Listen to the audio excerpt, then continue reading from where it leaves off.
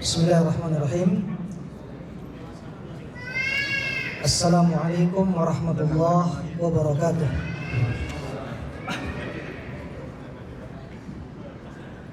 Alhamdulillahirabbil alamin. Wassalatu wassalamu ala asyrafil anbiya'i wal mursalin sayyidina wa habibina al-mustafa Muhammadin sallallahu alaihi wasallam. Laqad ballagha ar-risalah wa adda al-amanah wa nasaha al-ummah wa jahada fi sabilillahi haqqa jihadih wa taraka ummatahu ala bayda'a naqiyya layluha kanahariha la yazighu anha ba'di illa halik. Ikhwatiddin wa akhwati fillah, rahimani wa rahimakumullahu jami'an. Kita lanjutkan tentang praktek fikih muqaddimah salat. Insyaallah kita tuntaskan nanti. Sekarang kita akan murojaah tentang gerakan dan bacaan-bacaannya, ya. Baik, coba Mas Soleh, mana Mas Soleh? Mana beliau? Ya, satu orang, siapa maju? Siapa? Fadal, Masya Allah. Siapa nama itu? Hah? Fadlu? Fadnul, Masya Allah. Sekarang coba praktekkan, ada sana ya. Gerakan ruku. Allahu Akbar. Ruku. Dari itu ya Allahu Akbar. Baik. Berarti ini agak sedikit naik sedikit. Nah. Ya, ini terbuka ya, jamaah sekalian. Tangan kita genggamannya ke lutut itu terbuka. Dan ketika beliau ruku, ketika kita ruku, apa yang dibaca? Salah satu dari doa ini.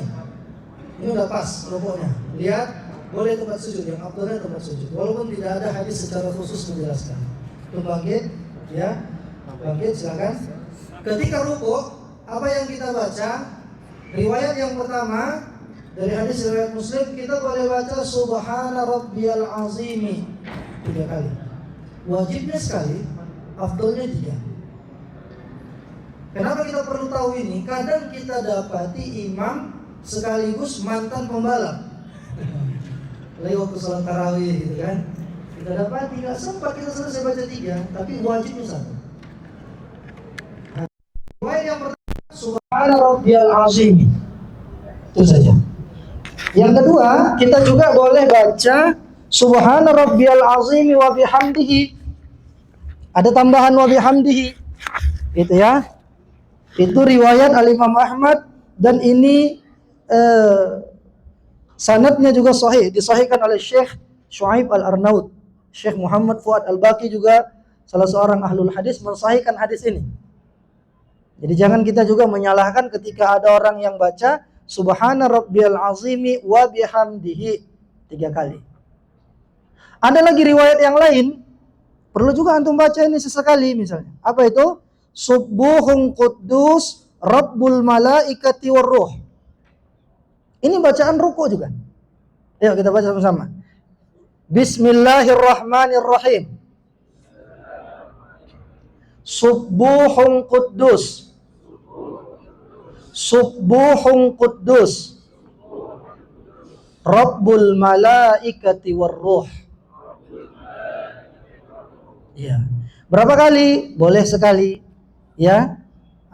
Sebagian juga mengatakan boleh diulangi 3 kali. Subuhun Quddus Rabbul Malaikati Warruh. Ini juga bacaan ruku, bacaan sujud. Ya. Kembali kepada kaidah tadi, ini khilafun tanawwu', perbedaan yang menunjukkan keanekaragaman. Kadang Nabi baca yang ini, kadang Nabi baca yang ini, kadang Nabi baca yang ini. Enggak macam kita dari awal balik sampai sekarang Subhana Rabbiyal A'la wa bihamdihi. Kalau ada yang baca lain, oh sesat itu. Jangan begitu ya. Jadi Nabi kadang baca ini, kadang ini. Sama seperti doa iftitah tadi kan. Jangan antum anggap Allahumma ba'id baini wa baina itu punya ormas tertentu. Oh kalau dia baca ini berarti dia A. Kalau dia baca yang ini berarti dia B. Enggak, itu semua dicontohkan oleh Nabi Shallallahu Alaihi Wasallam. Ya, jadi kita dalam fikih ini sedikit lebih dewasa.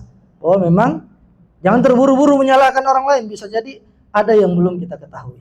Nah, kadang juga Nabi membaca di dalam ruku itu apa? Subhanakallahumma rabbana wa bihamdik Allahumma gfirli.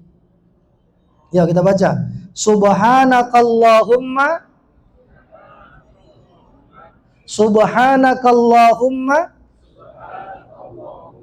rabbana wa bihamdik Allahumma gfirli.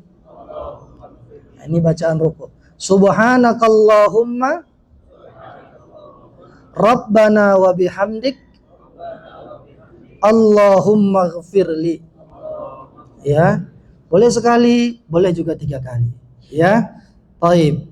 Kemudian ikhwafiddin azani Allah wa iyyakum, i'tidal. Nah, tadi beliau sudah i'tidal dari ruku, Allah sami Allahu liman hamidah. Ya.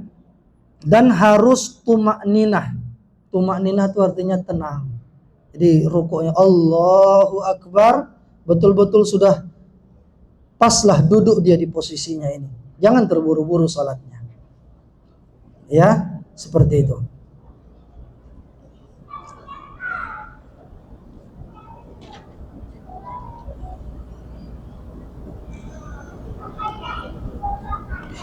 Kemudian yang membaca Sami Allahu liman hamidah itu hanya imam. Ya. Yang membaca Sami Allahu liman hamidah itu hanya imam.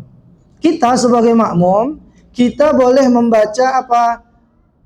Allahumma rabbana lakal hamdu. Itu satu versi. Boleh juga kita baca Rabbana walakal hamdu. Ada wawunya. Pertama Allahumma Rabbana lakal hamdu boleh. Rabbana walakal hamdu atau Rabbana lakal hamdu. Tambahan lagi mil as-samawati wa mil al-ardi wa mil'u ma syi'ta min syai'in ba'du. Wa mil'a ma syi'ta min syai'in ba'du. Seperti yang biasa.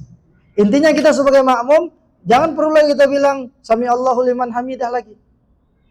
Itu hanya imam saja yang baca. Paham tum? Kita hanya baca Allahumma rabbana lakal hamdu atau Rabbana walakal hamdu. Sampai situ boleh. Atau mau tambah sampai mil as-samawati wa mil al-ardi juga boleh. Baik. Itu ya. Dan tangan kita sama posisinya. Coba bang dari antum rukuk. Bangkit Sami Allahu liman hamidah. Iya.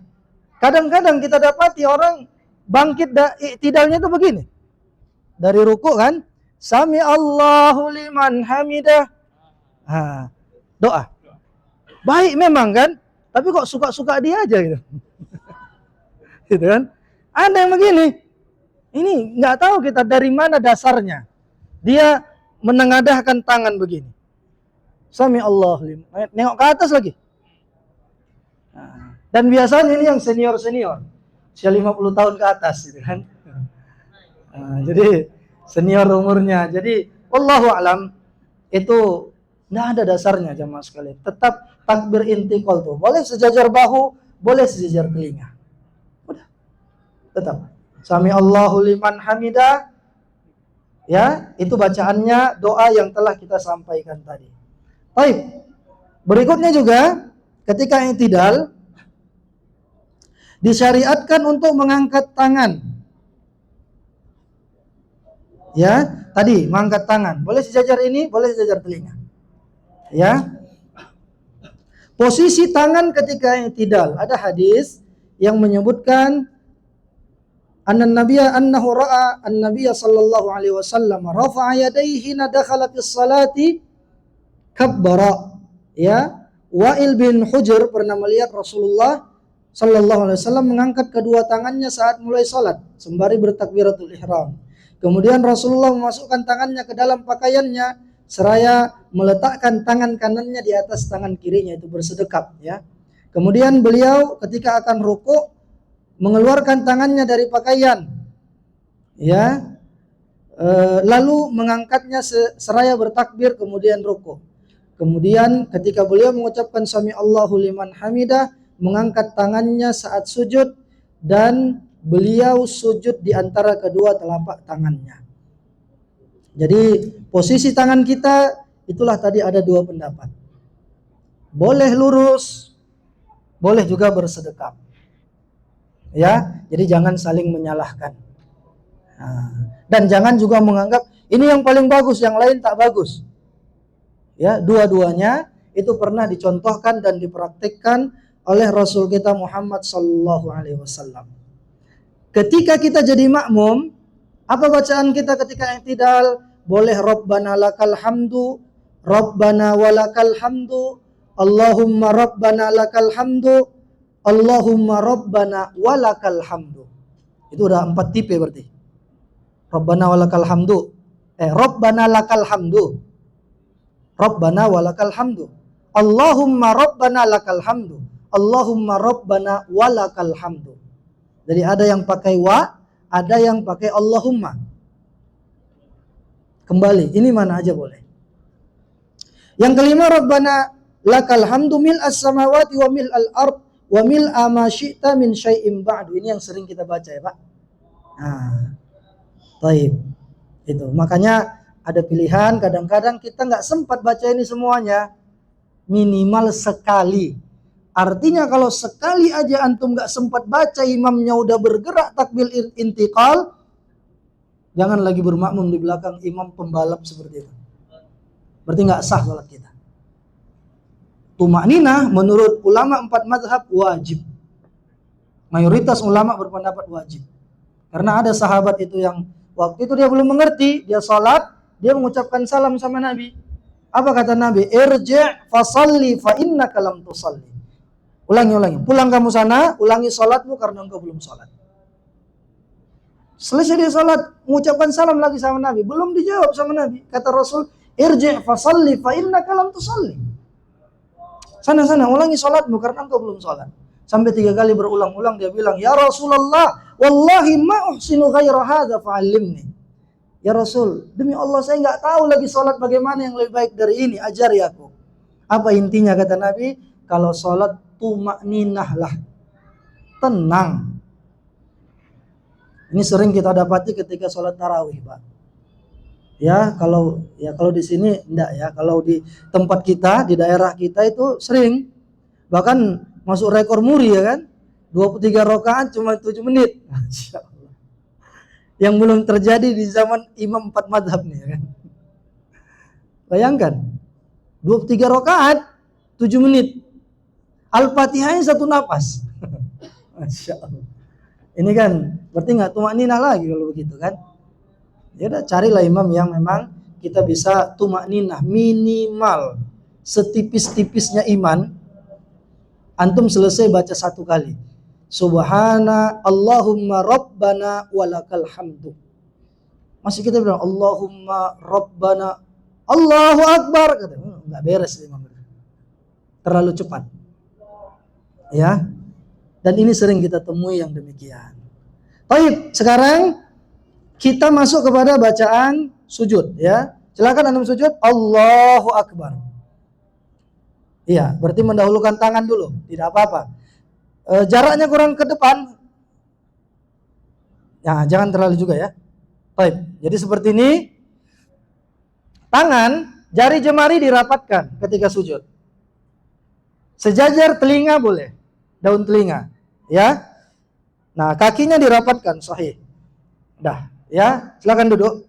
Ketika sujud, apa yang kita baca, jamaah sekalian? Di sini doanya diantaranya Subhana Rabbiyal A'la, boleh. Subhana Rabbiyal A'la wa bihamdi, boleh. Sama seperti doa ketika rukuk, Subuhun Quddus Rabbul Malaikati Warruh, juga boleh. Ada lagi Subhanakallahumma Rabbana wa bihamdika Allahumma gfirli. Itu versi juga, versi lain juga. Boleh, ya. Jadi sesekali nggak ada salahnya kita baca doa yang lain, supaya jangan sholat kita itu serba otomatis saja. Karena udah sering waladhdallin amin bismillahirrahmanirrahim inna a'tainakal kautsar. Otomatis tuh baca Al-Kautsar, otomatis baca qul ya ayyuhal kafir. Qul huwallahu ahad. Kenapa baca ini? Oh, saya cinta surat Al-Ikhlas, Ustaz. Bukan karena itu pendek, ya kan? Karena apa? Karena otomatis baca itu. Coba baca surah yang lain. Ya, sekali baca yang jarang. Wal 'adiyati dhabha fal muriyati qadha. Enggak mesti panjang, tapi supaya kita jangan bacanya itu otomatis sehingga kurang jadi kekhusyukannya. Sadar nggak Pak kayak gitu Pak? Seringnya kita sholat sunnah begitu ya. Otomatis bacaannya yang pendek-pendek semua. Maka sesekali lebih khusyuk, lebih konsen, baca surah yang lain coba. Iqra bismi rabbikal ladzi khalaq. Salat ba'diyah kan enggak terganggu waktunya kan? Baca Iqra supaya kita sambil murojaah. Ya. Baca wadduha wal laili idza saja, enggak terlalu panjang. Baik. Jadi sesekali bacaan ruku, bacaan sujud juga coba variatif, bervariasi kita bacanya. Subhanakallahumma wa bihamdik Allahumma ighfirli. Ya. Subhanakallahumma rabbana wa bihamdik Allahumma ighfirli. Atau ada lagi yang lebih panjang. Ya, Allahumma laka sajadtu wa bika amantu wa laka aslamtu sajada wajhiya lilladzi khalaqahu wa sawwarahu wa syaqqa sam'ahu wa basarahu tabarakallahu ahsanal khaliqin. Mirip seperti sujud sajadah. Ya. Itu di antara doa-doanya.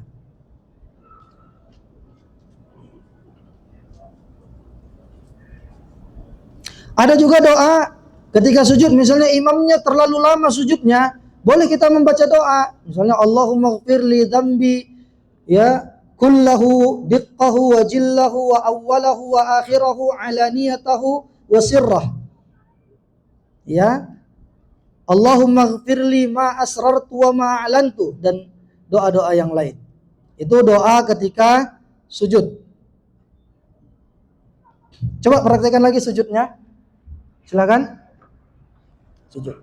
Di antara kesalahan sujud apabila misalnya sikunya kandas. Kadang gini orang. Gini ya. Tidak sahih kalau seperti ini.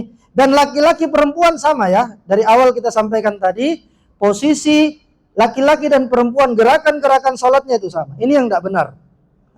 Atau kakinya terbuka begini. Ini juga tidak benar. Kemudian bangkit antum. Silakan duduk. Nah, begini posisi ini boleh. Hah? Oh iya. Ini membelakangi kiblat nih. Baik, begini ini boleh pada satu keadaan atau tanpa uzur pun antum sesekali begini, itu boleh. Apa namanya itu? Iqa. Ya. Jadi duduk posisi yang seperti ini. Yang dilarang itu jamaah sekalian, yang diidentikan dengan seperti kalbun, yang dilarang seperti ini misalnya, itu nggak boleh. Ini lurus atau ini terbuka gini. Begini. Atau ini berdiri. Tapi yang kandas itu ininya ya, pantatnya. Menyengaja seperti itu tanpa ada uzur itu enggak boleh. Baik, duduk biasa, tasyahud. Jadi ketika ini posisi duduk di antara dua sujud. Ada duduk istirahat.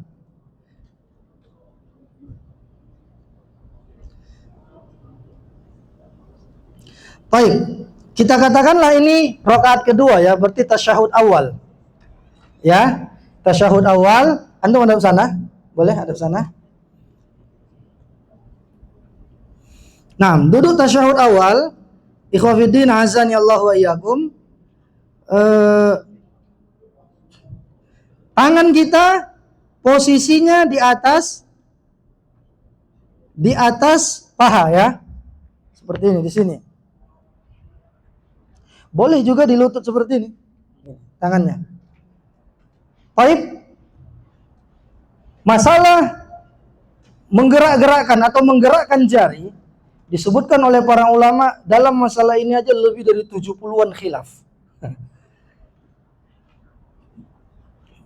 Banyak memang kalau masalah fikih ini luar biasa.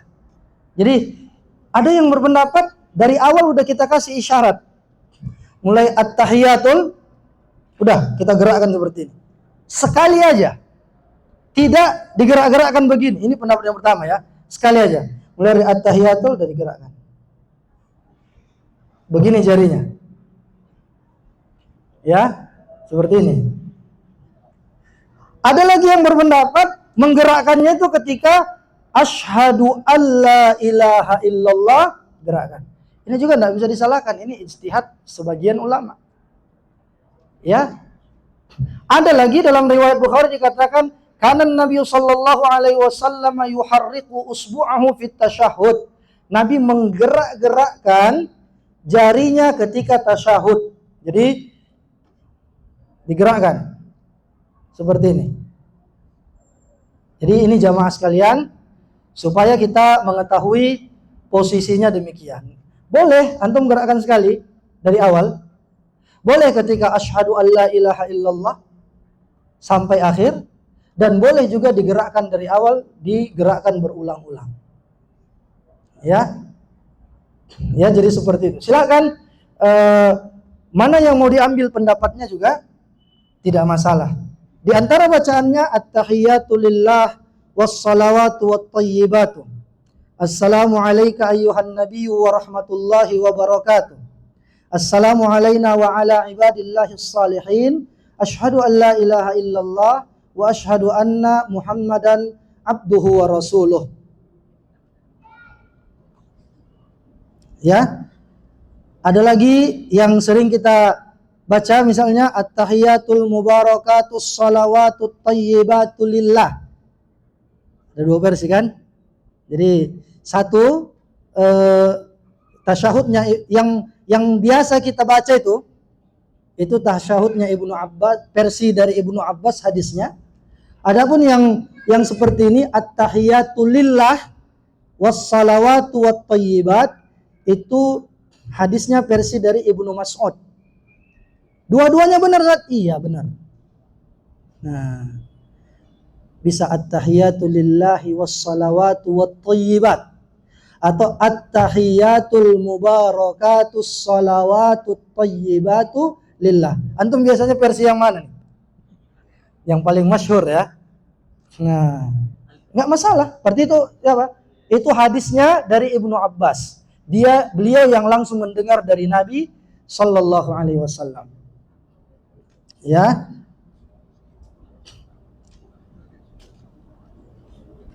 Bahkan ada yang berpendapat tidak disunnahkan membaca sholawat ketika tasyahud awal. Tidak ada bacaan tambahan setelah membaca doa tasyahud awal. Ini merupakan pendapat jumhur ulama. Mayoritas ulama demikian. Sampai apa? Sampai asyhadu an la ilaha illallah wa asyhadu anna Muhammadar Rasulullah.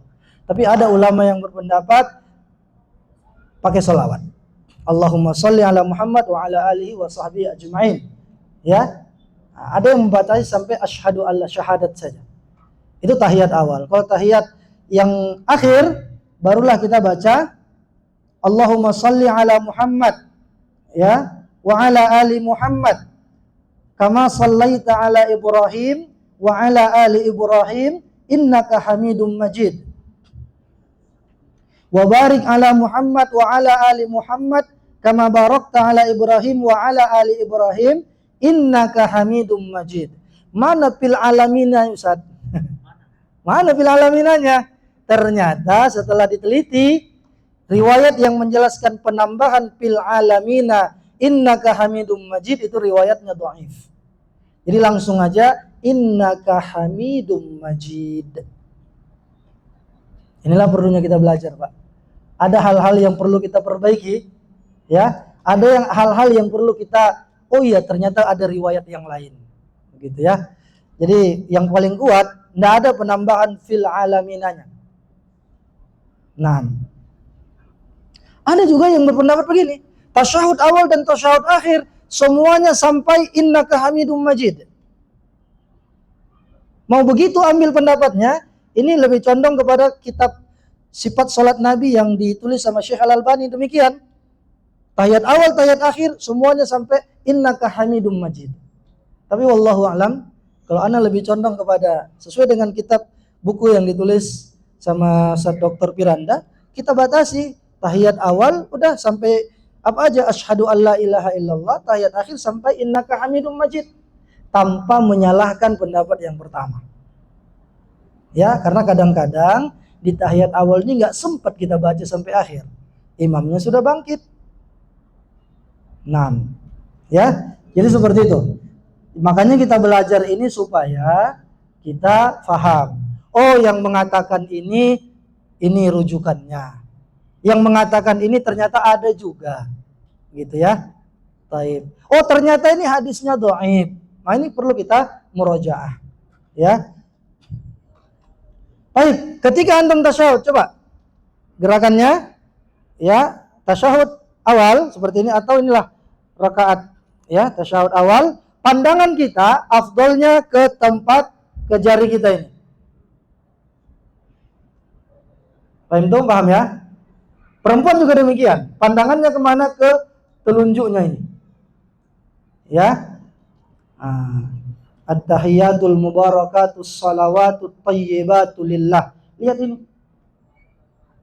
Kalau mau digerak-gerakkan juga silakan, tidak apa-apa. Ya. Nah. Kemudian selesai ini kita katakan ini sujud tahiyat akhir. Berarti sampai innaka hamidum majid. Setelah itu ada doanya, Pak. Apa doanya, siapa yang ingat? Allahumma inni a'udzubika min adzabi jahannam. Terus wa min adzabil qabr wa min fitnatil mahya wal mamat wa min syarri fitnatil masihid dajjal.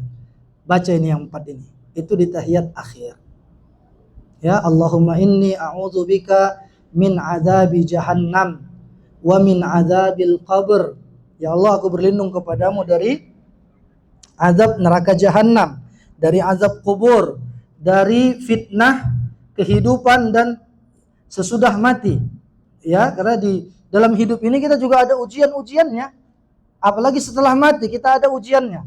Di antaranya pertanyaan, man rabbuka, man nabiyuka, wa madinuka, itu di antara ujian-ujian di alam barzakh. Dan kita juga berlindung kepada Allah dari fitnah al-masih dajjal. Itu di tahiyat akhir. Oke. Ketika misalnya ini sholat isya rakaat keempat. Ya. Kalau kita kan di Indonesia kan rata-rata condongnya bermadzhab Syafi'i. Maka duduk tasyahudnya tasyahud akhir. Seperti ini. Berdiri ininya. Ya. Tapi Ustaz, saya lihat kalau di sini rata-rata orang duduk tasyahud awal gitu. Kenapa? Salah satu alasannya mungkin sebagian mereka nggak sanggup duduk tasyahud akhir. Kalau memang uzur demikian, maka la ba'sa bihi. Atau tempatnya yang terlalu seperti Mekah, Madinah, itu kan sempit ya Pak ya. Jadi kalau duduk tasyahud akhir itu kan makan tempat banyak. Dan sebagian juga berpendapat duduk tasyahud itu modelnya boleh tasyahud awal semuanya. Ada yang berpendapat demikian. Tapi Allahu alam, kalau saya lebih condong kepada pendapat Imam Syafi'i yang mengatakan kalau itu gerakan terakhir sholat, maka kita duduk tasyahud akhir.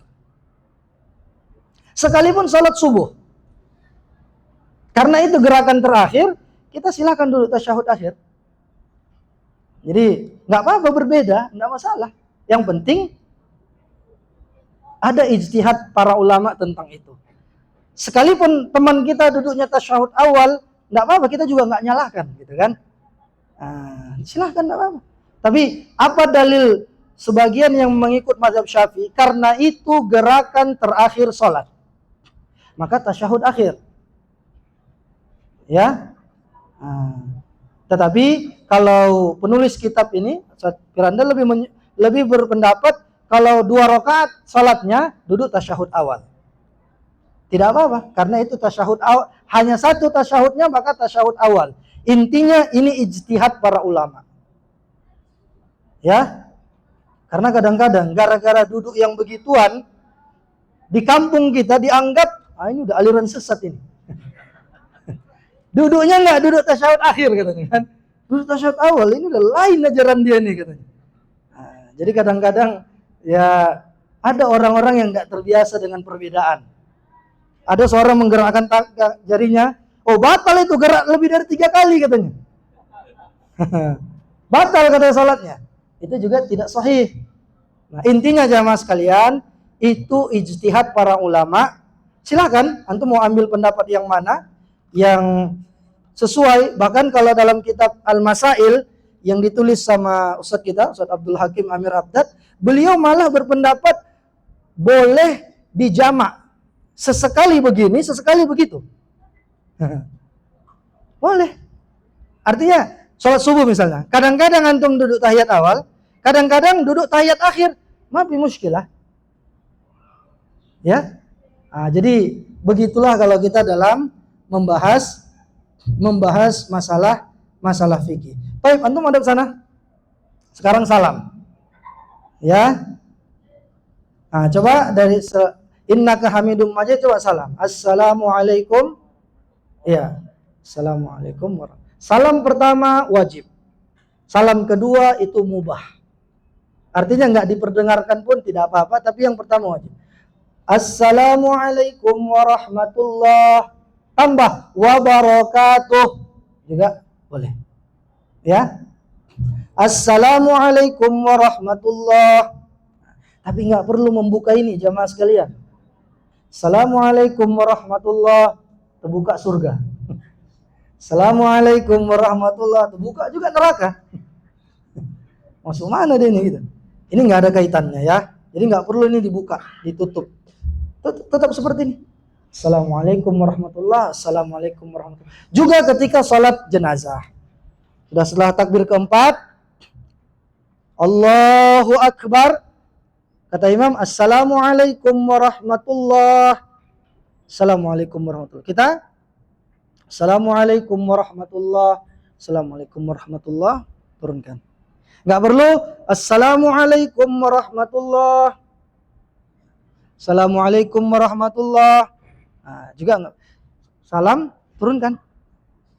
Atau assalamualaikum warahmatullahi. Assalamualaikum warahmatullahi.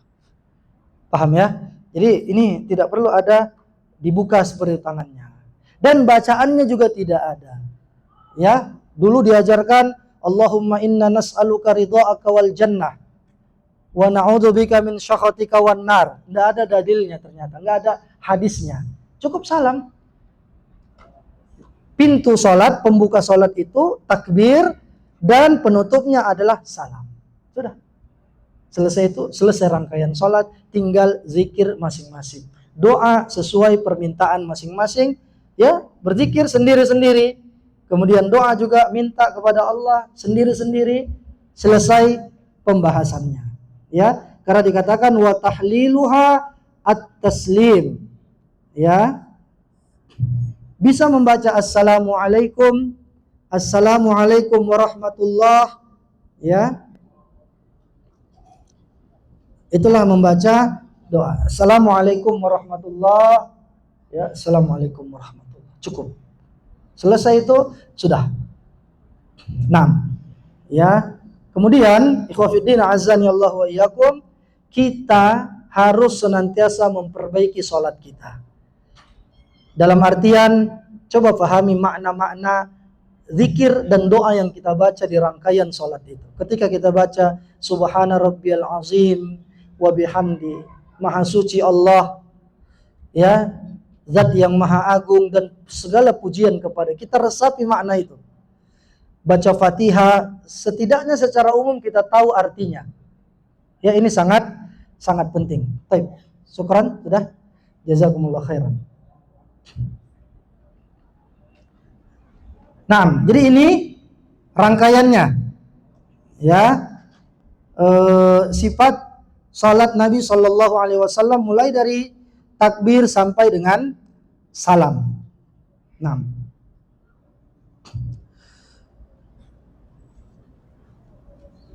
Kemudian juga tadi kita sebutkan bahwa kita tidak boleh mencampur bacaan sholat kita dengan bacaan-bacaan yang bukan bagian darinya.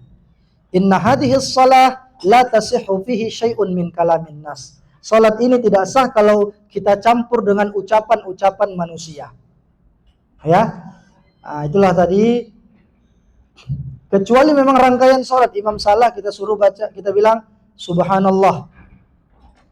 Subhanallah. Itu memang anjurannya ada seperti itu ya. Tapi kalau dia ngomong walaupun bahasa Arab itu enggak boleh. Jadi pernah Salmanul Farisi, beliau kan dari Persia kan, jarang bersama Nabi bermakmum di kota Madinah. Persia itu sekarang di mana, Pak? Daerah Iran ya. Dia mencari agama, pindah dari satu agama ke agama yang lain, hingga akhirnya mantap di dalam agama Islam. Suatu ketika Salman sholat bersama Nabi. Ada sahabat yang bersin. Jadi Salman Al-Farisi radhiyallahu an husnuzan aja, pasti dia bilang alhamdulillah ini gitu. Lalu dia bilang keras-keras, yarhamukallah, lagi sholat nih. Paromani as-sahabatu bi absarihim, kata beliau. Maka para sahabat sebagiannya melirikkan pandangannya kepadaku. Selesai sholat dipanggil sama Nabi. Sini, maju ke depan Salman. Nah, karena Nabi dapat kabar dari malaikat Jibril bahwa Salman yang melakukan itu. Lalu kata Nabi, inna hadhihi shalah la tasihhu fihi syai'un min kalamin nas. Sungguhnya salat ini tidak sah kalau kalian campur dengan bahasa-bahasa manusia, tambahan-tambahan yang bukan bacaan dari salat. Ya, satu lagi ana lupa. Ketika antum masuk ke jamaah, ke shaf. Baik. Imam sedang mulai mau ruku nih. Nah, fadhal antum maju sini. Nah, berdua, tiga. Nah, dua, coba maju. Satu orang lagi. Siapa? Fadhal. Siapa yang mau? Antum jadi imam. Contoh. Ini makmum. Ke sini. Maju ke depan lagi, lebih ke depan. Jadi makmum. Coba antum ruku. Allahu Akbar ruku. Nah, ruku. Ini datang masbuk. Masbuk beliau, dia masuk ke shaf. Coba masuk. Takbir. Allahu Akbar. Ruku. Ini masih dapat karena mungkin imamnya agak lama, dan sunnahnya ketika kita ruku agak dilamakan lah, ruku yang pertama atau yang kedua, yang ketiga begitu. Baca 3 agak lama. Ya, jangan pula karena dendam dia ini supaya masbuk yang lainnya kan. Allahu Akbar. Sami Allahu liman hamidah. Gitu kan. Jangan, agak dilamakan sedikit. Tenanglah, tenang, tumakninah. Baik. Datang beliau tadi dapat. Sekarang keadaannya ketika antum mau masuk, langsung ini bangkit. Baca Sami Allah. Baru mau ruku dia. Ini enggak dapat. 1 rakaat. Kata Nabi, man adraka rak'ata faqad adraka shalah. Siapa yang mendapati ruku, berarti dia mendapati 1 rakaat. Ruku bersama imam. Tapi begitu anu ruku, coba. Allahu Akbar. Baru Sami Allah liman hamidah, coba. Ya. Ana baru takbir. Takbir ini wajib jamaah sekalian. Takbiratul ihram wajib. Ya, jangan antum enggak takbir. Kalau misalnya buru-buru langsung ini Allahu Akbar. Ada dapat kita begitu? Ada orang begitu? Allahu Akbar. Pendapat yang paling sahih, salatnya enggak sah. Karena tidak dimulai dengan takbiratul ihram. Wajib takbiratul ihram. Takbir intiqalnya tidak wajib. Artinya bisa aja ana masuk ketika masbuk antum rukuk, ya kan? Allahu Akbar, ana langsung gini. Ya, rukuk. Boleh. Yang afdalnya Allahu Akbar, Allahu Akbar. Cuman jarang kita dapat kayak gitu kan kalau posisinya rukuk kan. Biasanya jadi misalnya ketika imam sudah rukuk, antum dapat posisi rukuknya, ya, maka dapat 1 rakaat. Cuman yang paling hati-hati disebutkan ya oleh Al-Imam Asy-Syafi'i, begitu juga Al-Imam Ahmad, itu minimalnya kita sempat baca 1 bacaan. Subhana rabbiyal azim. Ya, ini yang paling hati-hati. Tapi kalaupun kita dapat baru gini saya, baru begini, belum sempat baca nih, imam udah sami Allahu liman hamidah, itu masih dapat. Tapi remis lah dia, tipis. Ya, udah hampir sekamat gitu kan. Nah, tapi kalau masih ini, mau begini saya kan, udah sami Allahu liman hamidah, nggak dapat. Berarti nggak dapat 1 rakaat dia. Yang salah itu pernah terjadi. Nah itu seperti yang dibilang rumah saya. Ada salah seorang sahabat namanya Sulaik Al-Ghatfani. Sulaik namanya ya. Salaka isim tasghir jadi Sulaik. Jadi di pintu Masjid Nabawi ini masih didapatinya imam sedang rukuk. Di sini dia takbir. Allahu Akbar. Sami Allahu rukuk dia. Sami Allahu liman hamidah baru jalan dia. Jalannya begitu dari pintu Masjid Nabawi. Jadi selesai sholat dipanggil sama Nabi. Kata Nabi apa? Zadakallahu hirsan wala ta'ud. Semoga Allah menambah semangatmu, tapi jangan ulangi. Jadi nggak boleh. Jangan pula ketika di pintu kita udah takbir, Allahu Akbar, rukuk di pintu. Sami Allahu liman hamidah baru jalan ke saf. Nggak boleh, berarti nggak dapat 1 rakaat. Jadi dia masuk saf dulu gabung, baru dia rukuk. Ini sering kejadian. Dan sering keadaannya itu tipis sekali. Intinya antum sudah sempat seperti ini. Walaupun antum belum sempat baca.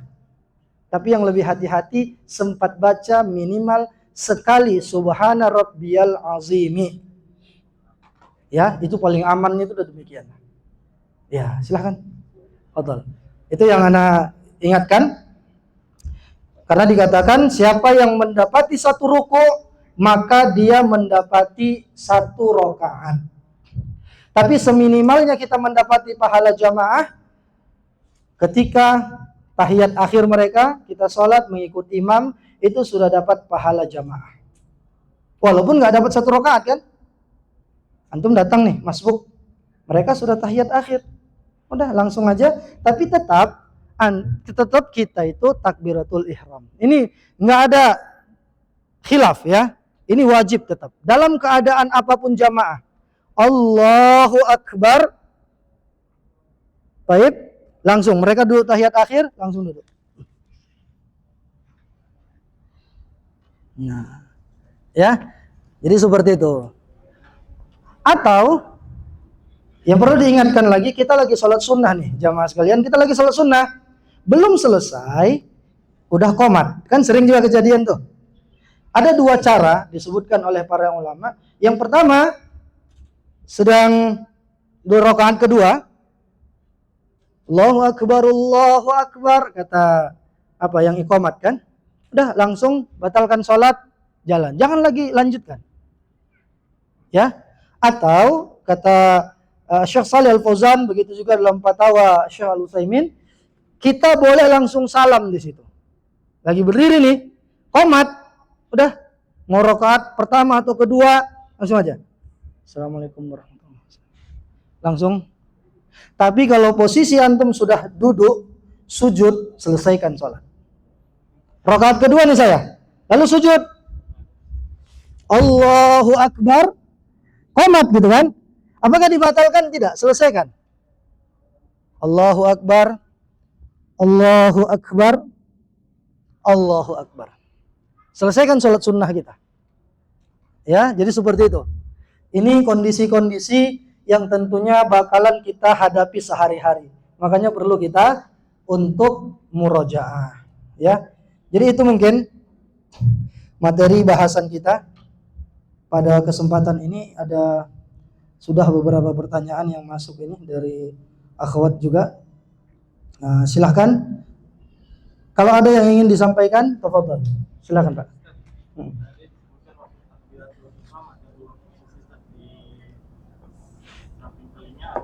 Sejajar bahu atau teling? Bahu. Tapi ada kebanyakan ada yang dari jempolnya di kaki telinga. Itu ada pendapat. Maksudnya jempolnya ini sejajar telinga? Dimasukkan? Ditempelkan?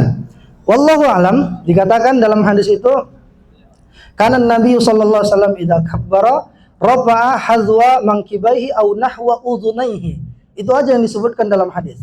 Nabi ketika takbir mengangkat tangannya sejajar dengan bahu atau setara telinga. Nggak perlu jempolnya ini harus masuk ke lubang telinga. Ya, gitu ya. Itu wallahu alam tidak ada dasarnya. Cuman maksud mereka mungkin salah dalam memahami hadisnya. Sejajar telinga. Atau mungkin kita yang salah memahami mereka juga gitu ya. Pokoknya sejajar telinga. Tangannya lebih sedikit tidak apa-apa. Ya. Atau sejajar bahu. Yang seperti itu boleh. Tidak mesti juga seperti lurus, boleh juga agak mereng seperti tidak apa-apa. Ya. Begini. Boleh. Ya. Nah, jadi Allahu Akbar seperti itu. Ini atau ini. Ya. Jadi itu diperbolehkan. Tapi kalau mengharuskan jempol tangannya ini harus dekat dengan lubang telinganya, wallahu alam itu tidak ada ketentuan dalam hadis, tidak ada demikian. Nah, silakan. Silakan Abu Rumaisa. Hah?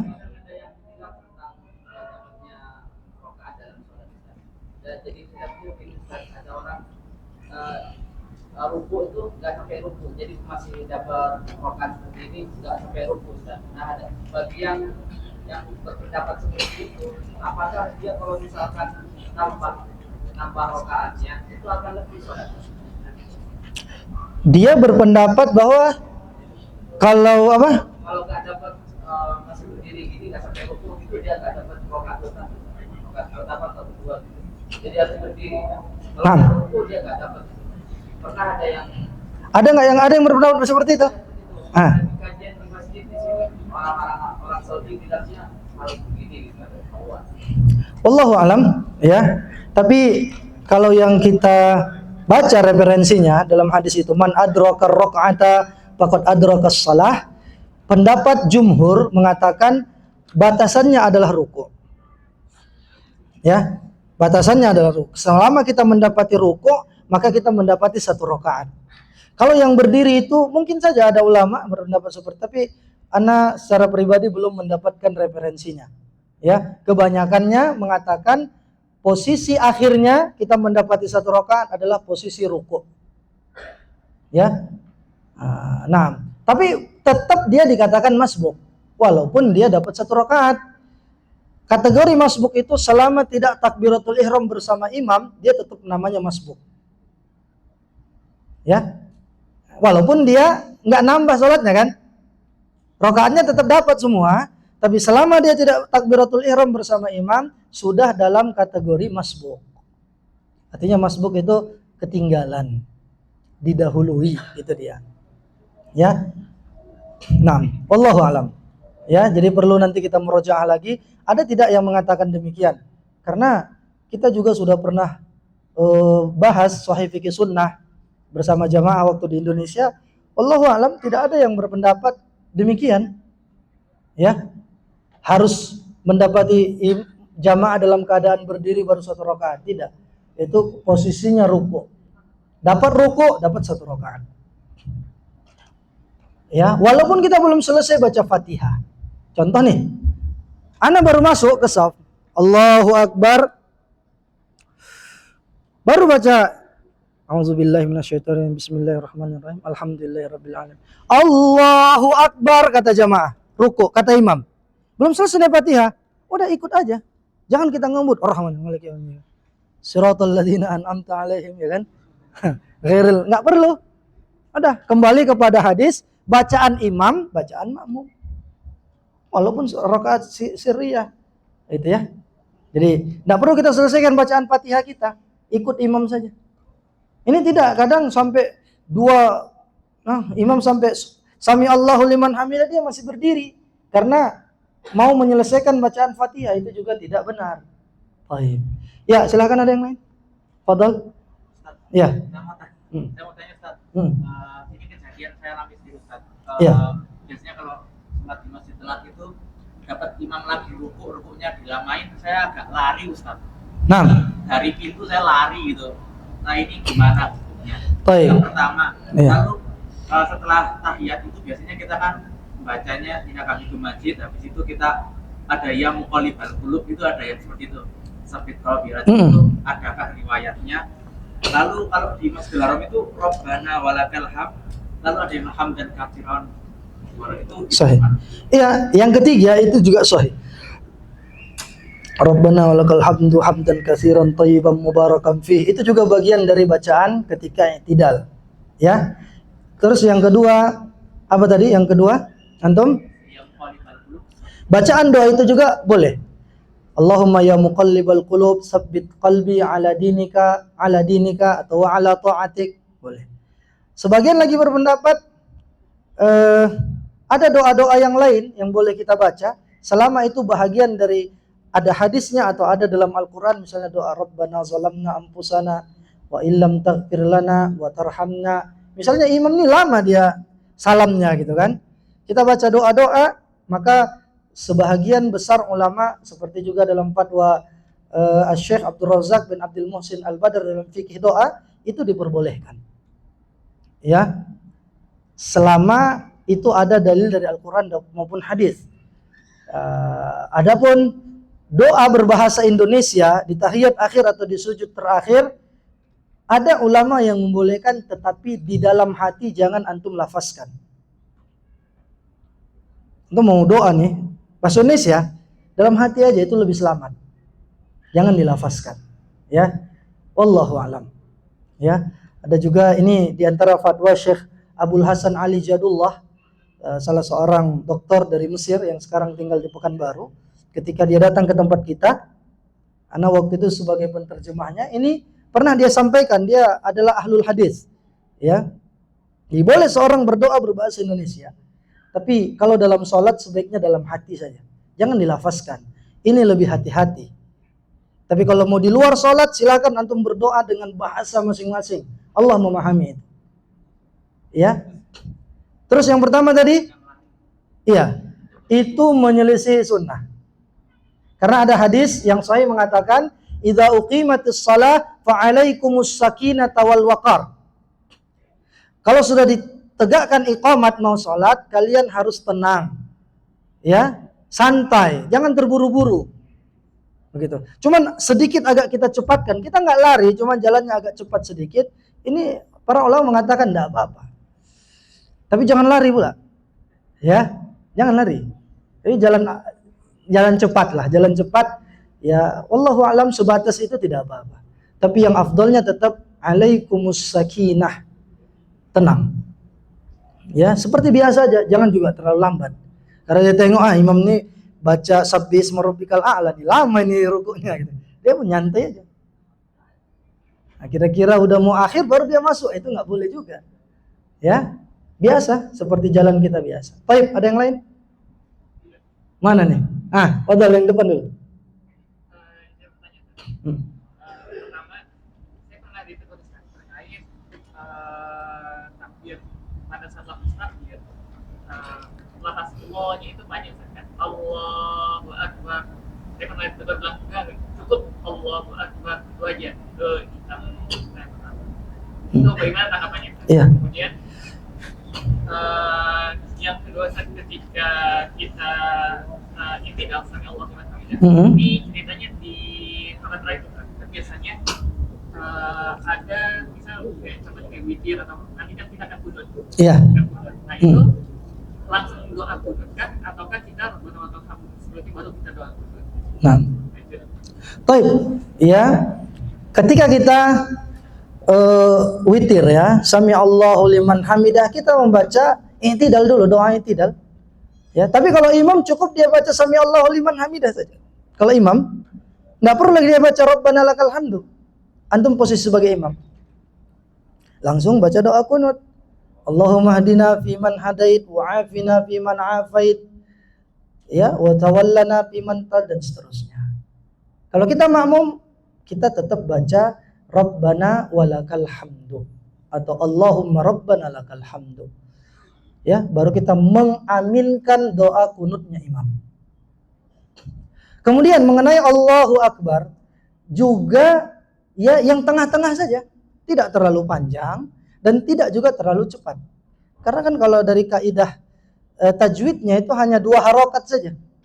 Allahu Akbar. Yang penting terdengar sama makmum. Ya, jadi pertengahan saja, tidak berlebihan dan tidak juga terlalu cepat. Ada kadang kan afdolnya itu Pak, kita bergerak setelah selesai takbirnya imam. Bagaimana? Kita contohkan lagi nih. Silakan maju bertiga. Imam takbir intiqal, antum baru bergerak. Supaya jangan mendahului imam. Baik. Ya, antum jadi imam di sini depan. Coba takbir untuk ruku. Allahu Akbar. Bar selesai dia baru antum ruku. Baru Allahu Akbar.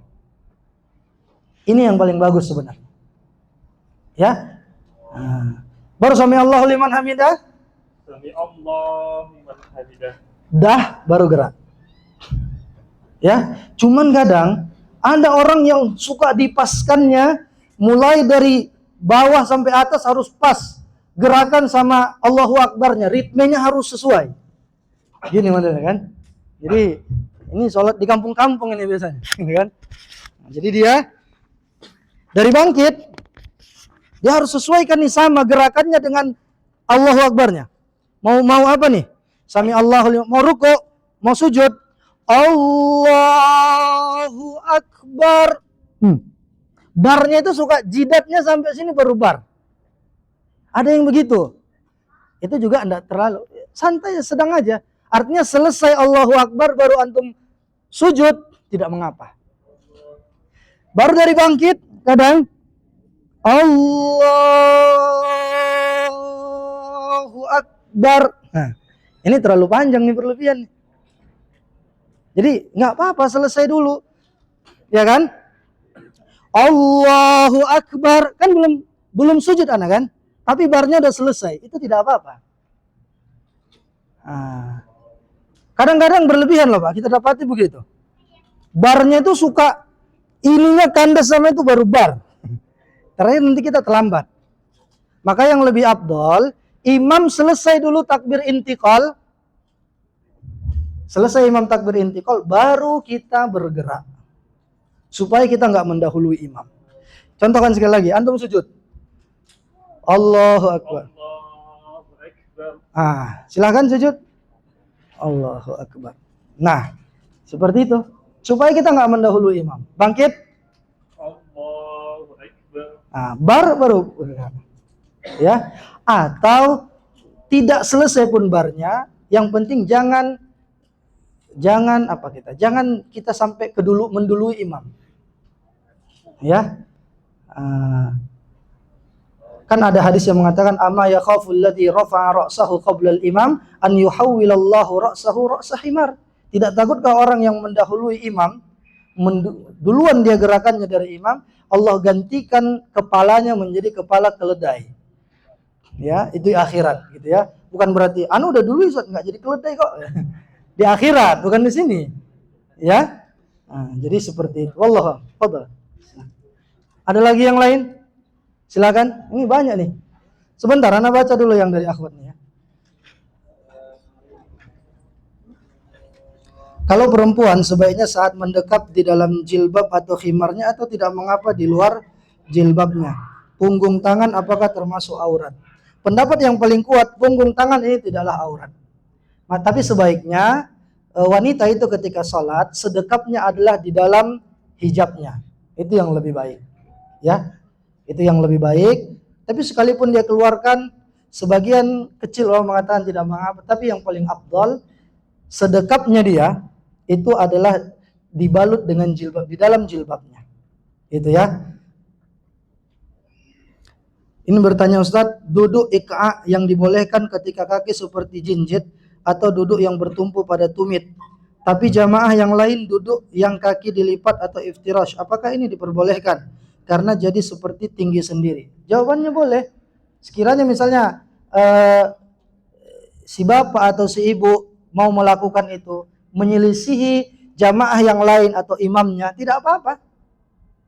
Ya, misalnya dia ada uzur atau sesekali ingin menjalankan sunnah Nabi, walaupun berbeda dengan imamnya, tidak apa-apa. Ya, ya seperti gambar yang dikirim. Ini duduk ika yang dibenarkan. Ya. Kemudian ada lagi bertanya, Ustaz, apa hukumnya? Izin bertanya di luar tentang sholat. Apakah hukum orang yang bukan muslim memegang atau menyentuh mushaf Al-Quran? Apakah ada khilafiyah ulama untuk hal ini? Hukumnya, hukum asalnya itu tidak boleh. Kita berangkat dari kisah ketika Umar hendak menyentuh lembaran atau suhuf Al-Quran yang ada di rumah adiknya, adik perempuannya bernama Fatimah bintul Khattab. Umar mau menyentuhnya, kata Fatimah, tidak boleh, silahkan engkau mandi dulu. Ya, silahkan engkau mandi, baru engkau boleh menyentuhnya. Ya, akhirnya Umar mandi dan dia mengambil lembaran itu, baru dia baca. Ternyata itu adalah surah Toha. Toha ma anzalna alaikal qur'ana litashqa. Toha, apa tafsirannya? Wallahu a'lam. Wallahu a'lam bimuradih. Allah lah yang mengetahui artinya. Kami tidak menurunkan Al-Quran membuat engkau menyimpang. Akhirnya dari situ Umar mendapatkan hidayah.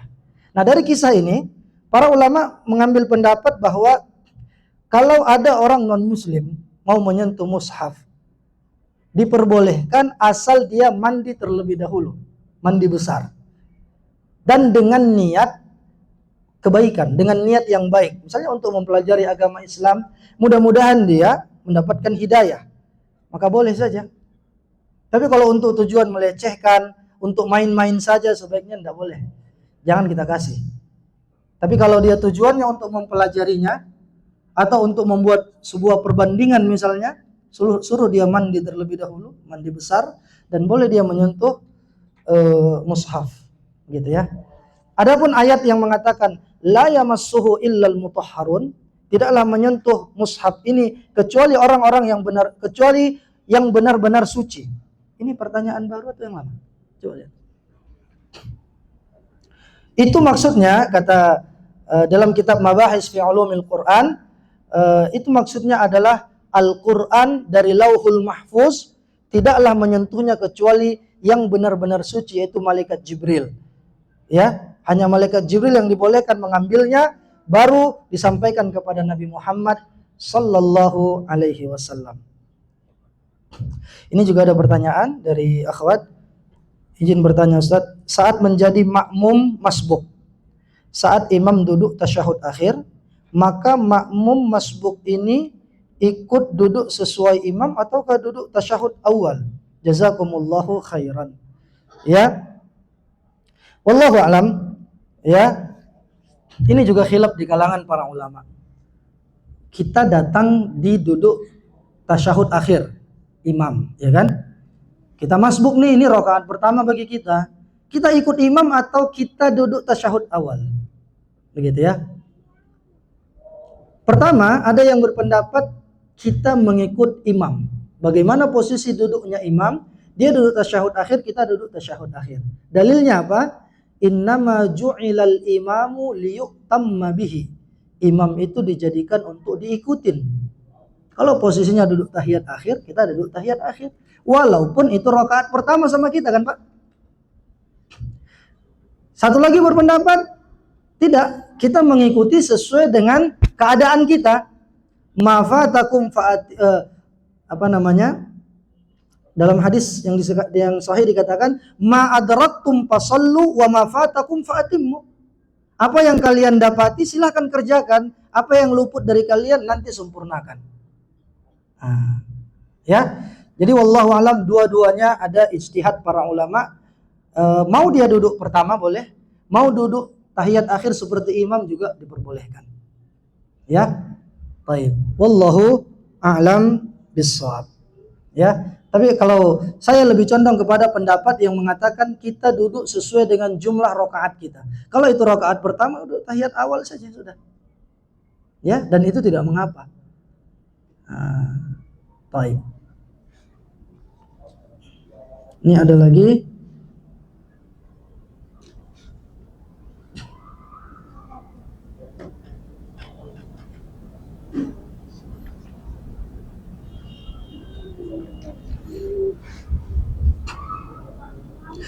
Ustaz, saya berencana umrah di tanggal 19 sampai 21 Oktober. Udah lewat nih, belum ya? Dan seharusnya haid saya dimulai tanggal 10 Oktober. Qadarullah ternyata ini terlambat sekali dan baru mulai pada hari ini. Hari ini tanggal berapa, Pak? Hah? 17. Artinya beliau ini mungkin dalam keadaan haid. Untuk ihram, saya paham jika dibolehkan dalam kondisi haid. Namun untuk tawaf, sa'i, dan tahallulnya apakah setelah suci baru saya boleh kerjakan? Atau saya boleh sa'i dan tahallul kemudian tawaf jika sudah bersih? Untuk definisi suci saat tawaf, apakah harus sudah betul-betul suci? Atau diperbolehkan walaupun belum suci selama dilaksanakan dengan mandi besar sebelumnya? Karena saya mengkhawatirkan di hari kelima masih belum selesai. Berarti kemungkinan besar beliau ini ketika mau tawaf belum suci, begitu ya. Ini pernah yang Nabi katakan kepada Aisyah ketika hendak melaksanakan haji, kata Nabi, if'ali ma yaf'alul hajju ghaira an tatufi bil bait. Kerjakanlah amalan-amalan jamaah haji. Ketika itu kan Aisyah haid, begitu ya, kecuali tawaf. Jadi wanita yang haid haram baginya salat, haram baginya berpuasa, haram baginya juga untuk tawaf. Jadi dalam kasus jamaah kita yang bertanya ini, dia harus benar-benar suci seperti yang dibahas kemarin di kajian Ummahat dari Jom. Ada dua syarat yang sudah kita sampaikan.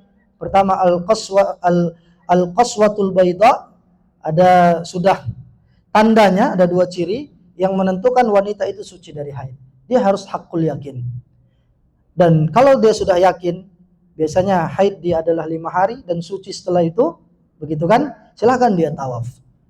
Tapi kalau belum, maka udah dia kerjakan saja ihramnya, kemudian dia boleh sa'i, kemudian dia boleh tahallul. Kalaupun nggak sempat tawaf, maka itu adalah uzur syar'i yang Allah tetapkan bagi kaum wanita dari kalangan anak Adam, dan dia tidak dicela dan tidak berdosa gara-gara itu.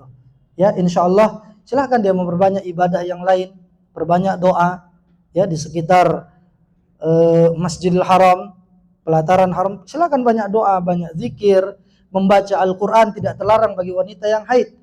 Ya, yang penting jangan tawaf. Baik, wallahu a'lam. Artinya masih terbuka bagi saudari kita itu untuk beribadah yang lain.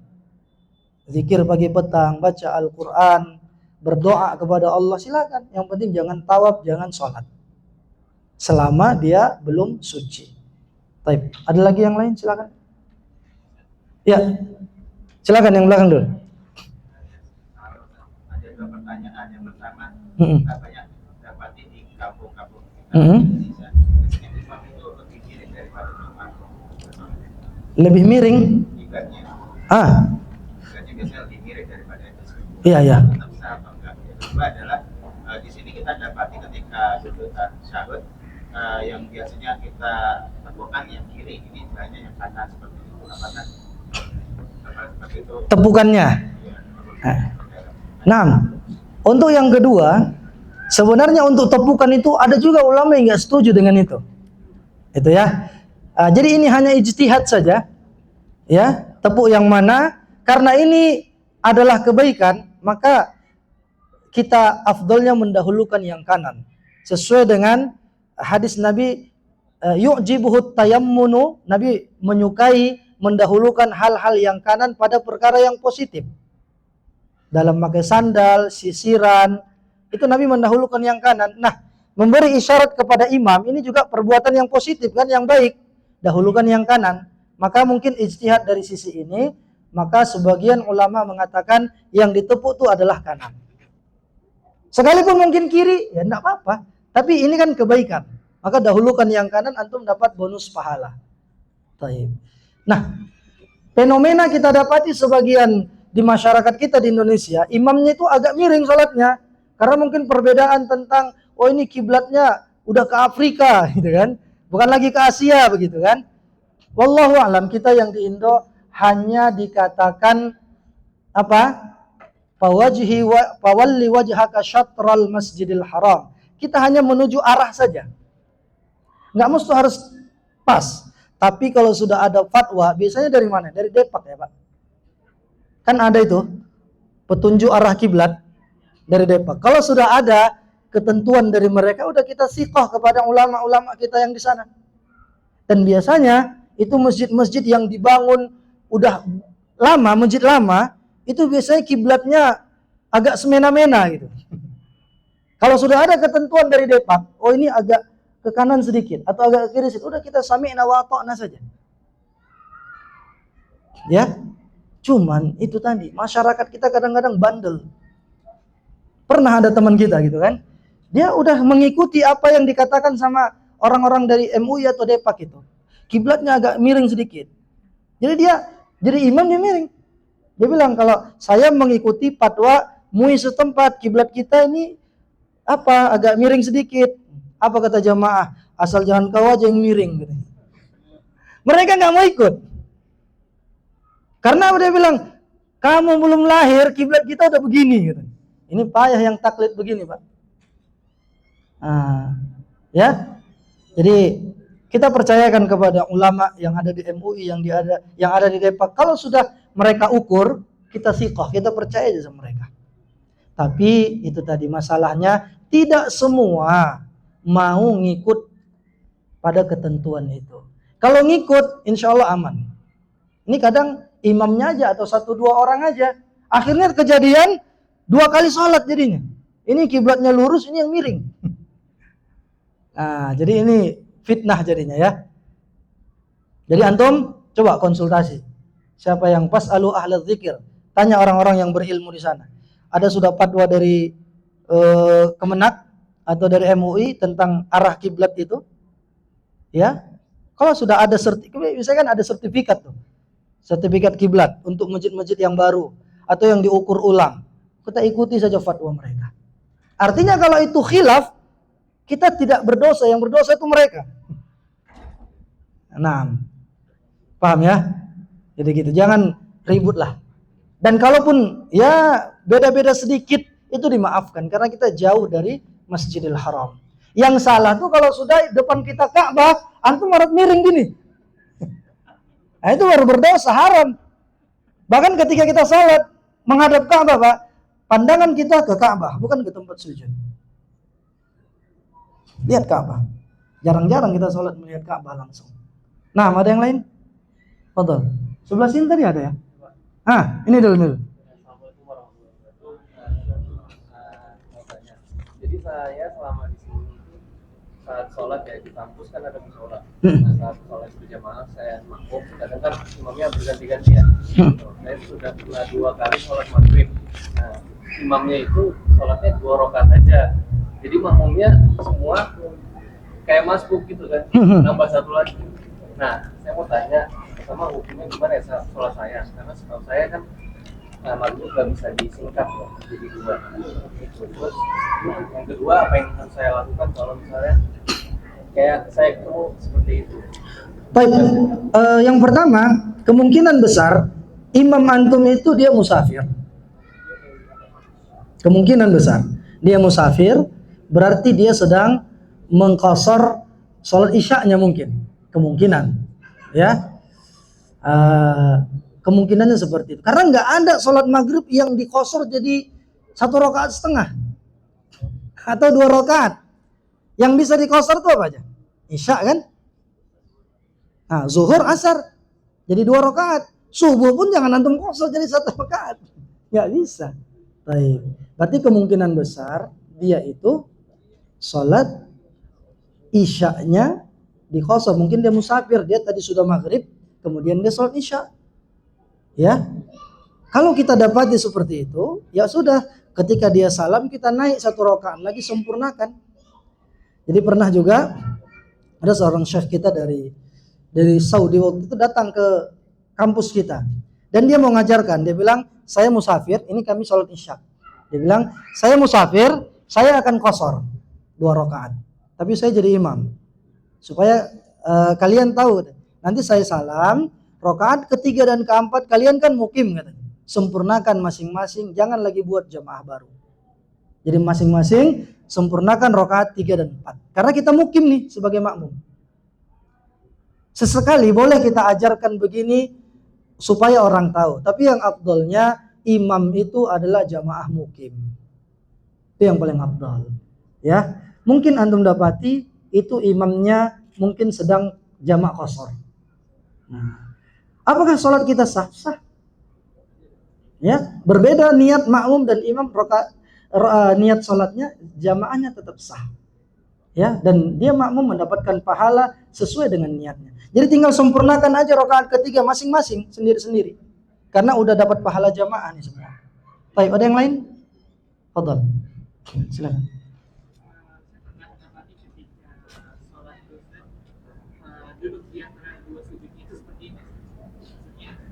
Gimana? Iya. Apakah ini ada? Itu mungkin orang-orang yang sudah senior umurnya. Iya. Jadi tidak ada ketentuan, tidak ada hadis yang demikian. Cuman orang-orang yang zawatu uzrin, orang-orang yang punya uzur, yang memang mungkin lututnya tidak bisa bengkok lagi, atau mungkin dia punya penyakit tertentu, dia hanya bisa seperti itu, jamaah sekalian. Ya, jadi bolehkah? Boleh. Apa dalilnya? Fattaqullaha mastata'tum. Bertakwalah kalian kepada Allah sesuai dengan kemampuan kalian. Jadi ada orang-orang yang walaupun usianya belum lanjut, tapi mungkin dia pernah cedera, lututnya tidak bisa berlipat atau bagaimana gitu ya. Dia posisinya begitu, boleh enggak? Boleh. Karena dia punya uzur. Bukan menyengaja ya. Karena udah tinggi makomnya, jadi sujudnya duduknya begini, enggak boleh. Nah, tidak boleh sengaja. Tapi kalau ada uzur, ya, dan banyak kita temui orang-orang yang seperti itu di sini. Dan ajibnya lagi apa? Mereka udah begitu tetap datang ke masjid, walaupun sholat duduk. Ini yang jarang kita temui di Indonesia. Sakit sikit aja udah nggak datang ke masjid. Ini orang udah banyak uzurnya, tetap sholat berjamaah kan, Pak? Sholat duduk, pakai kursi. Ini jarang kita temui di tempat kita kan? Bahkan kadang kita sholat, pulang dari sholat dia masih depan rumah. Kita yang malu jumpa dia. Ya kan? Dia nggak malu, santai aja. Padahal ada hadis mengatakan tidak sempurna pahala orang yang mendengar azan kecuali ia sholat di masjid. Ya, nah, dia santai aja. Kita yang malu nengok dia gitu. Nggak datang ke masjid, padahal tidak punya uzur. Ini musibah.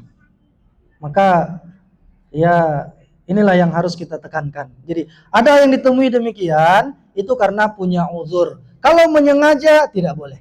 Artinya nggak ada hadis yang khusus menjelaskan boleh begitu, nggak boleh, nggak ada. Tapi kalau punya uzur silahkan. Ada lagi? Ya silahkan.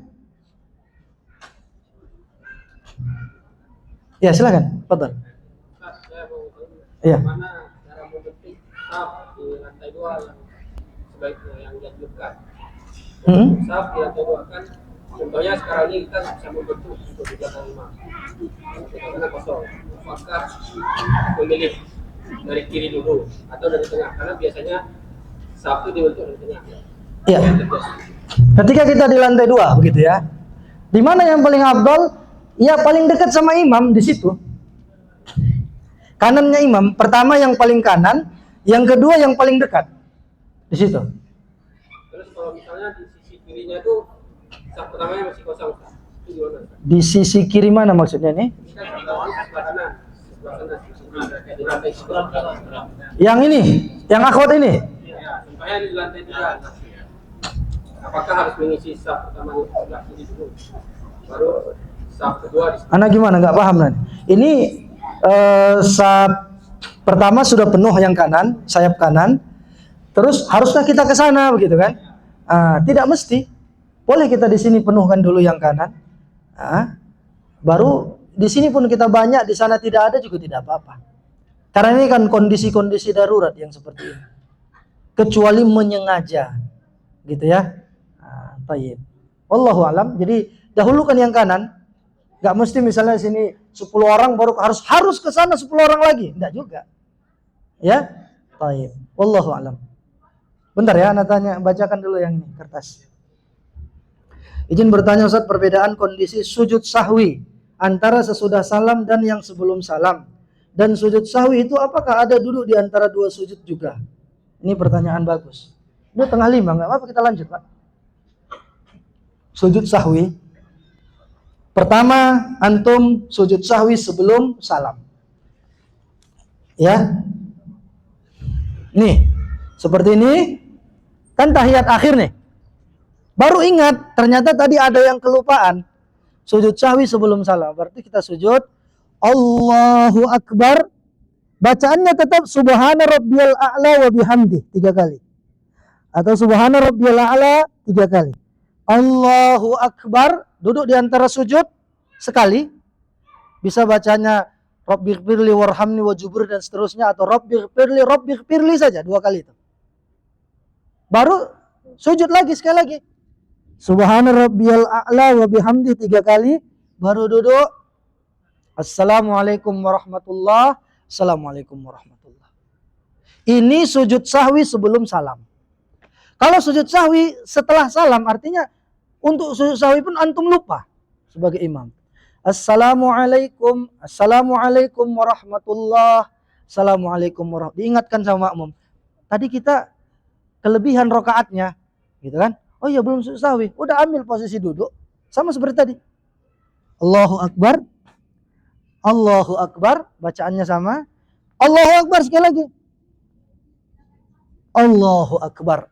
Assalamualaikum warahmatullah, assalamualaikum warahmatullah. Itu sujud sahwi, sama aja setelah salam atau sebelum salam. Ya, baik.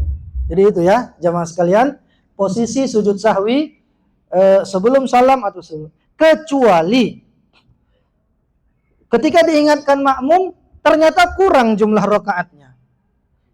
Jangan dulu sujud sahwi, sempurnakan dulu 1 rakaat. Itu misalnya di rakaat ketiga sholat isya udah salam antum. Assalamualaikum warahmatullahi wabarakatuh. Ini masih 3 rakaat, imam. Udah sholat 1 rakaat, nanti sujud sahwinya sebelum salam. Tapi Ustaz, sujud sahwinya pun lupa. Berarti sujud sahwinya setelah salam. Nah, bila menjadi imam, manakah yang terbaik kita membaca basmalah dijaharkan atau sir ketika sholat yang dijaharkan? Yang sering dibaca oleh Nabi, Bismillah itu sir, pelan. Bismillahirrahmanirrahim. Alhamdulillahi Rabbil Alamin. Sesekali antum sholat dibacakan Bismillahnya dengan kuat juga boleh. Ya, Allahu a'lam.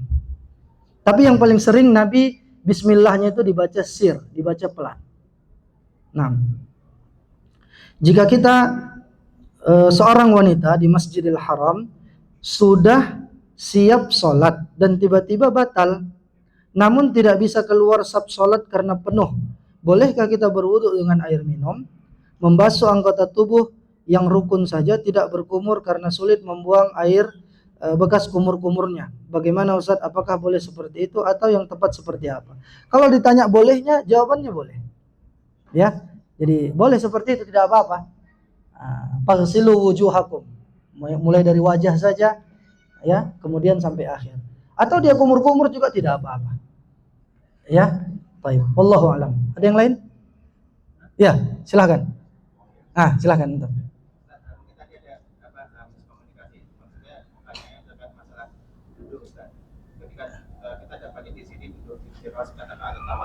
Misalnya tuh kita dapati imam itu tiras yang zaman aja itu pantat di atas. Kalau biasanya kita kan pantat di atas kaki kiri, kita sering lihat imam itu pantat di atas kaki kanan. Seperti itu, bagaimana yang kaki kiri? Kita harus mengikuti yang sesuai sunnah Nabi. Kalau dia menyelisihi, gimana? Coba antum contohkan. Di mana yang biasa antum dapati gimana? Biasanya seperti ini atau seperti ini. Yang kaki kirinya kan dia di atas atau pantat di atas kaki kiri. Nah, sekarang kasusnya imamnya duduk seperti apa? Duduk tahiyat awal. Ya, biasanya seperti ini. Beliau untuk tawarkan tiras. Ya. Mengandalkan Antum masbuk. Itu makmum. Apakah kita mengikuti imam gitu ya? Apakah wajib? apakah itu sah atau enggak? Apakah bisa posisi seperti itu? Gimana? Coba balik. Anda lihat kakinya gimana? Ah, ketutupan masih. Ah, coba sini antum sini. Jangan gara-gara pertanyaan ini sesat kita semua nanti. Ah, gimana biasanya? Misalnya imam gimana? Biasanya kalau kita dapati imam itu kan kalau dapat ikhtiras kan seperti ini. Ya. Ya. Sahih. Beberapa ditemukan bahwa kirinya sebagai Terbalik pula gitu ya, kebalik. Nah, Ya. banyak sekali kita mendapati imam di sini seperti itu. Iya. Apakah sah atau enggak? Kemudian posisi kita seperti itu. Iya, sahih. Kita husnuzon saja jamaah sekalian, mungkin dia ada uzur. Kemungkinan.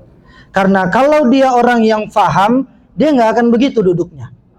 Ya, mungkin kakinya sakit, kita dapat uzur. Dan itu kalau dia punya uzur, tidak menyengaja, sholatnya sah. Ya, kita sebagai makmum sesuai dengan keyakinan antum. Condongnya bagaimana? Kalau antum condongnya tahiyat akhir, udah duduk tahiyat akhir nggak apa-apa. Nggak mesti harus sama dengan imam. Ya, ya. Jadi antum mau tahiyat akhir, silakan.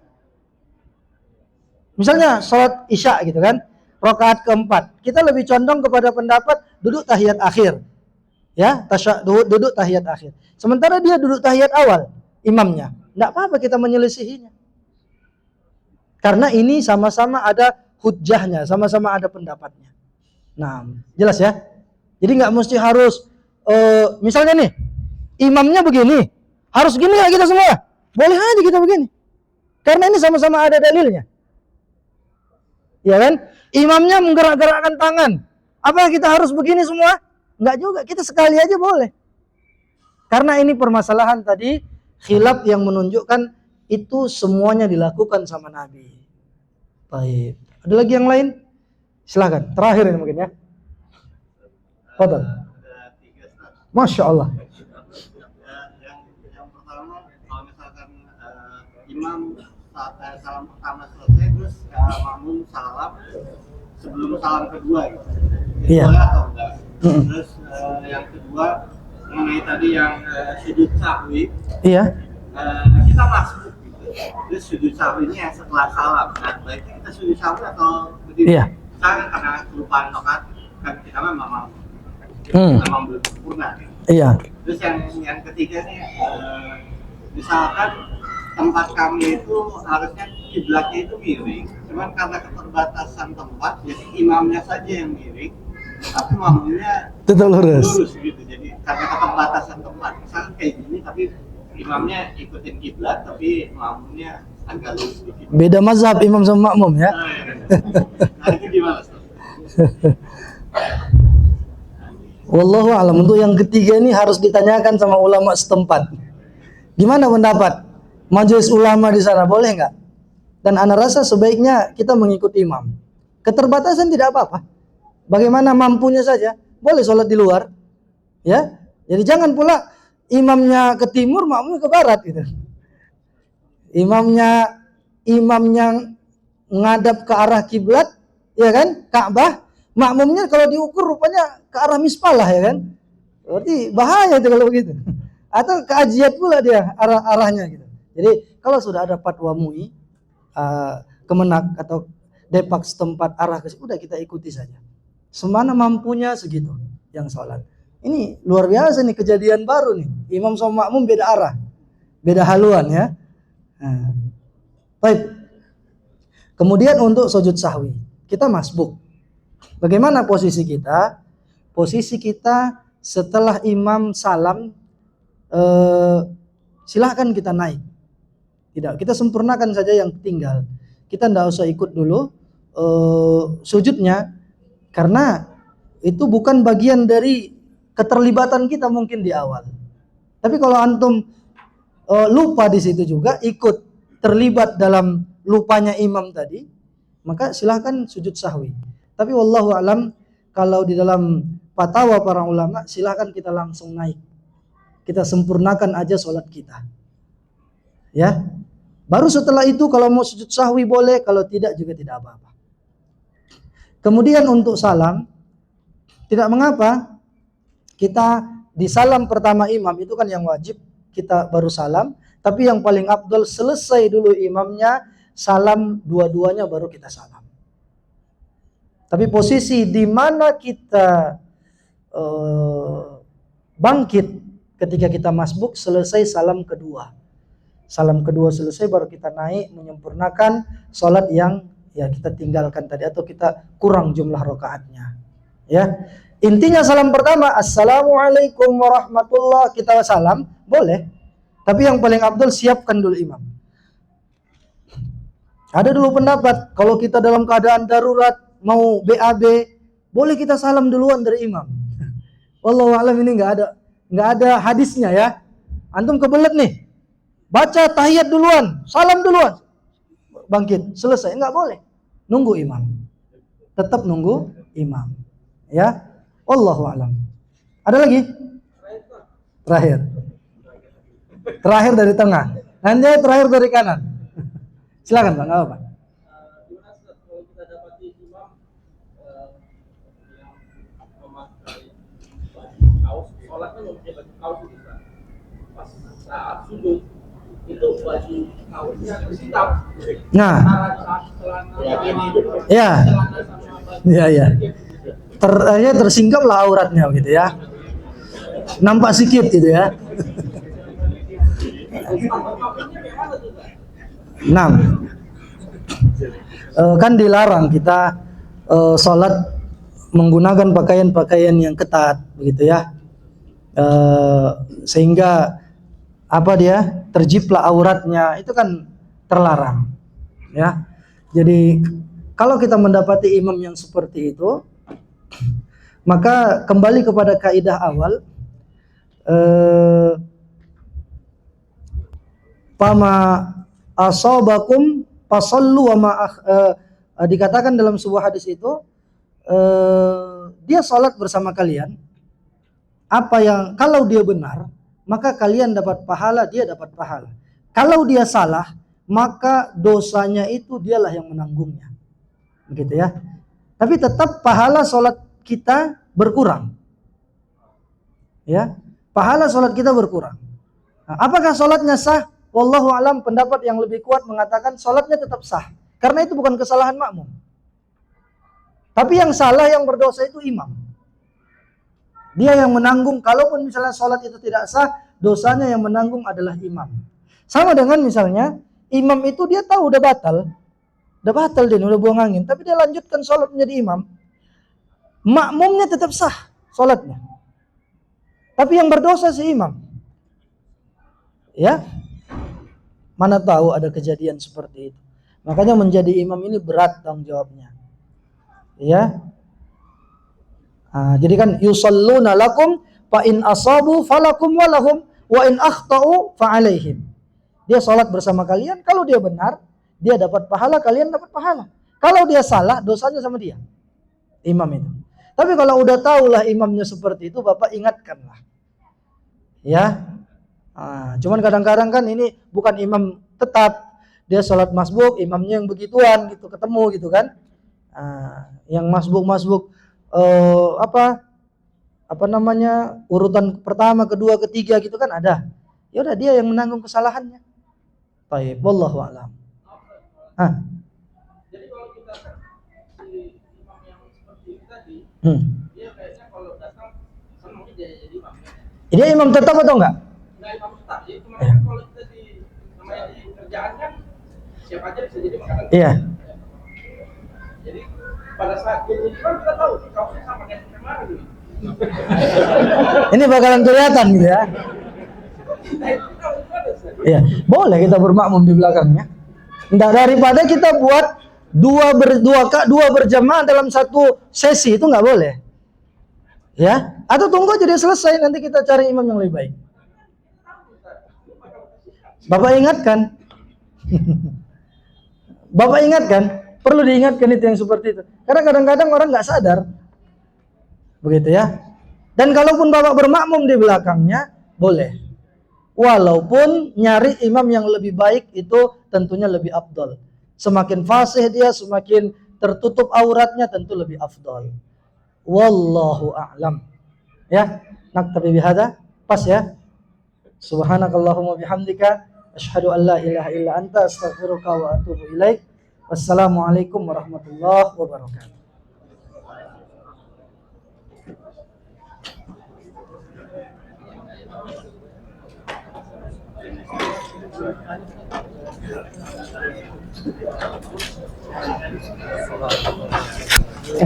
Ya, monggo. Mau tanya, Apa tuh? jadi misalkan sekarang kan peraturan umroh baru itu kan Hmm. yang berihram aja yang boleh di pelataran. Iya, iya. Nah, kalau kita